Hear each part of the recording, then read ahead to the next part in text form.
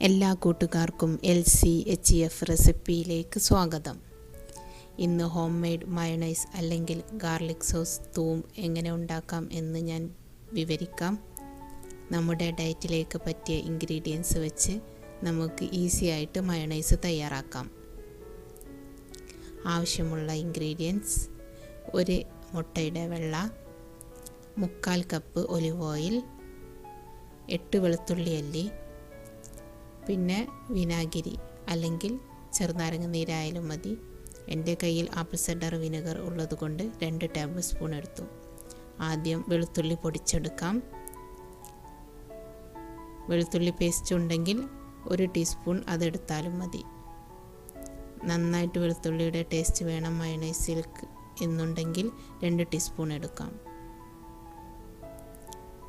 ഇപ്പോൾ വെളുത്തുള്ളി നന്നായിട്ട് പൊടിഞ്ഞ് കിട്ടിയിട്ടുണ്ട്. ഇനി വിനാഗിരി ഒഴിച്ചിട്ട് ഒന്ന് നന്നായിട്ട് അരച്ചെടുക്കാം. ഇനി മുട്ടയുടെ വെള്ള ചേർത്ത് അരച്ചെടുക്കാം. ഇപ്പോൾ വെളുത്തുള്ളിയും മുട്ടയും എല്ലാം നന്നായി അരഞ്ഞിട്ടുണ്ട്. 1/4 കപ്പ് ഒലിവ് ഒഴിച്ച് വീണ്ടും അരക്കുകയാണ്. ഒലിവ് ഓയിൽ മുഴുവൻ ഒഴിക്കാതെ 3 ഭാഗമായിട്ട് ഒഴിച്ചു കൊടുത്ത് അരക്കാം. രണ്ടാമത്തെ പ്രാവശ്യവും അരച്ചെടുത്തു. ഇനി ഒന്നുകൂടെ മയോണൈസ് കട്ടിയാകാനുണ്ട്. ലാസ്റ്റ് അരച്ചെടുക്കുമ്പോൾ നമുക്ക് നല്ലൊരു തിക്നെസ്സിൽ കിട്ടുന്നതാണ്.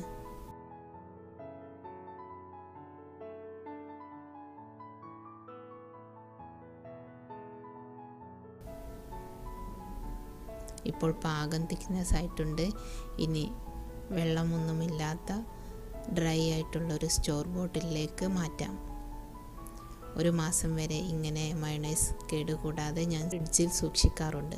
നമ്മൾ കടയിൽ നിന്നും വാങ്ങുന്ന അതേ ടേസ്റ്റാണ്, എന്നാൽ അതിനേക്കാൾ നല്ല ഹെൽത്തി ആയിട്ടുള്ള ഇൻഗ്രീഡിയൻസ് വെച്ച് നമുക്ക് മയോണൈസ് ഈസി ആയിട്ട് വീട്ടിൽ തന്നെ തയ്യാറാക്കാം. അങ്ങനെ LCHF മയോണൈസ് ഇവിടെ റെഡിയായി.